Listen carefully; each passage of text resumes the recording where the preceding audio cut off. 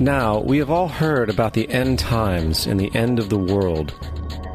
The cartoonish depictions in the book of Revelation aside, the main source of this idea comes from Matthew 28:20, where Jesus says, "I will be with you even to the end of the world."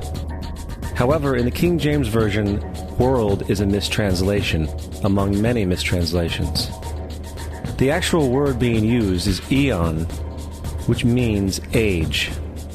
I will be with you even to the end of the age, which is true, as Jesus' solar Piscean personification will end when the sun enters the age of Aquarius. The entire concept of end times and the end of the world is a misinterpreted astrological allegory.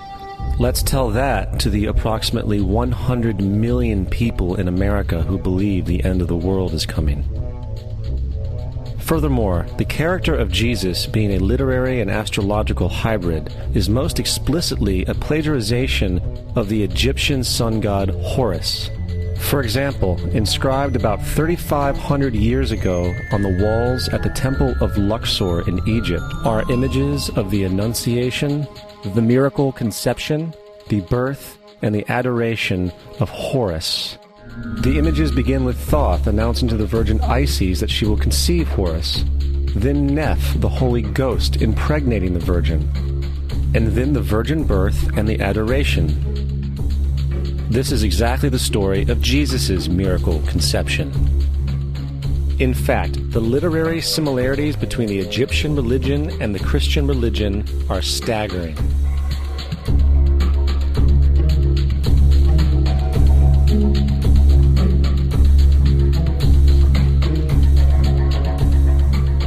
And the plagiarism is continuous. The story of Noah and Noah's Ark is taken directly from tradition. The concept of the Great Flood is ubiquitous throughout the ancient world, with over 200 cited claims in different periods and times. However, one need look no further for a pre-Christian source than the Epic of Gilgamesh, written in 2600 BC. This story talks of a great flood commanded by God, an ark with saved animals upon it, and even the release and return of a dove, all held in common with the biblical story, among many other similarities. And then there is the plagiarized story of Moses. Upon Moses' birth, it is said that he was placed in a reed basket and set adrift in a river in order to avoid infanticide.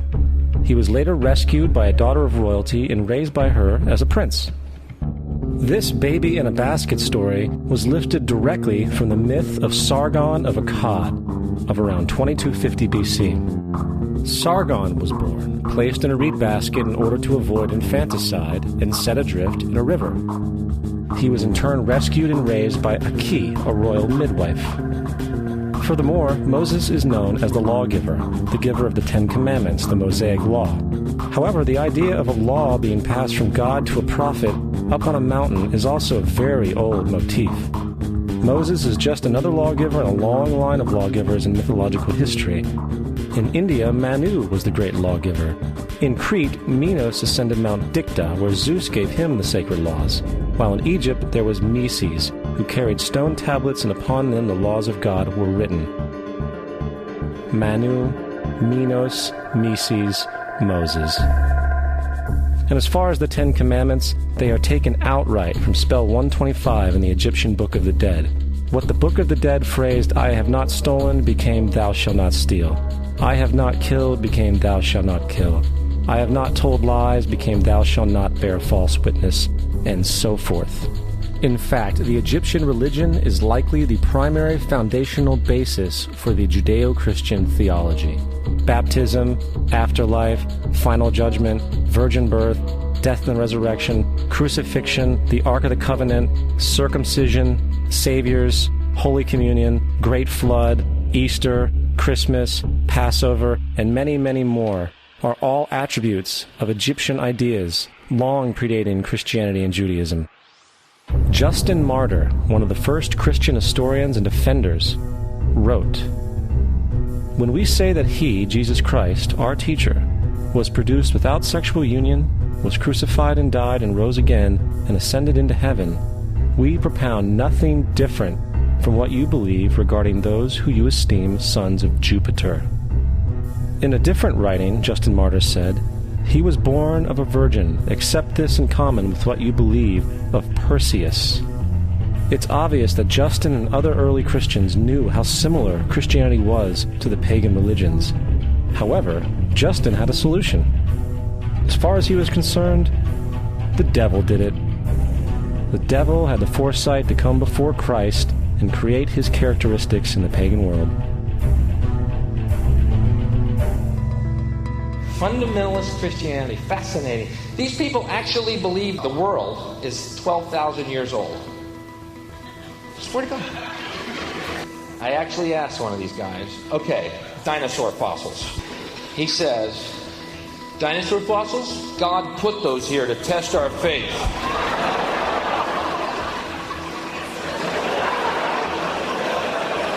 I think God put you here to test my faith, dude.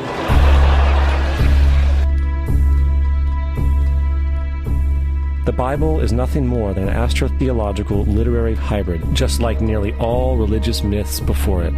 In fact, the aspect of transference of one character's attributes to a new character can be found within the book itself. In the Old Testament, there is the story of Joseph. Joseph was a prototype for Jesus. Joseph was born of a miracle birth. Jesus was born of a miracle birth. Joseph was of 12 brothers. Jesus had 12 disciples.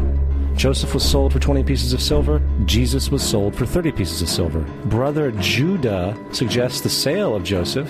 Disciple Judas suggests the sale of Jesus.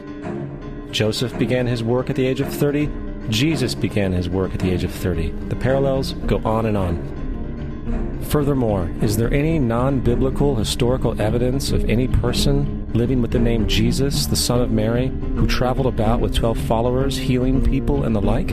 There are numerous historians who lived in and around the Mediterranean, either during or soon after the assumed life of Jesus.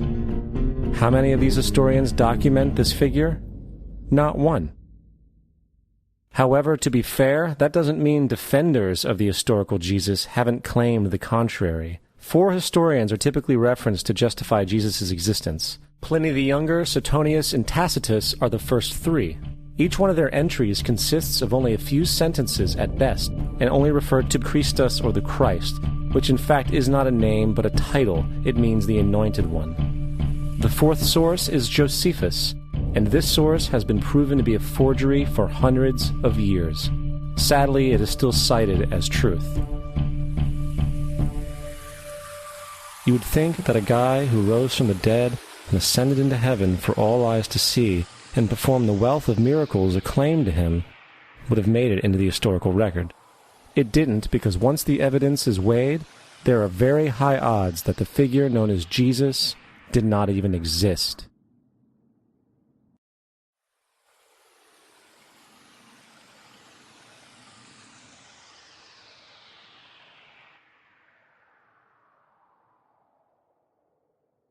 We don't want to be unkind, but we want to be factual.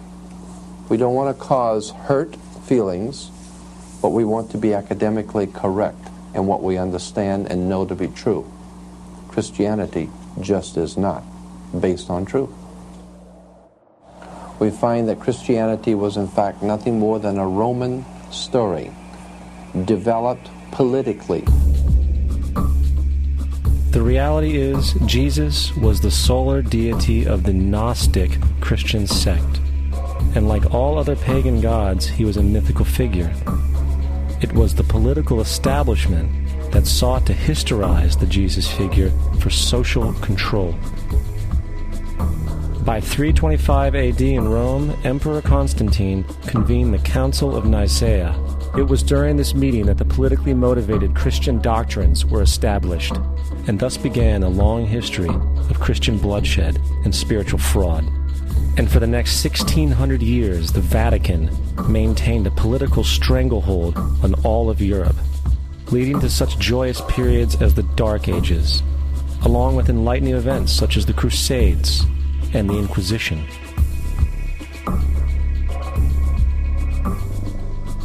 Christianity, along with all other theistic belief systems, is the fraud of the age. It serves to detach the species from the natural world, and likewise each other. It supports blind submission to authority. It reduces human responsibility to the effect that God controls everything, and in turn awful crimes can be justified in the name of a divine pursuit. And most importantly, it empowers those who know the truth, but use the myth to manipulate and control societies. The religious myth is the most powerful device ever created and serves as the psychological soil upon which other myths can flourish.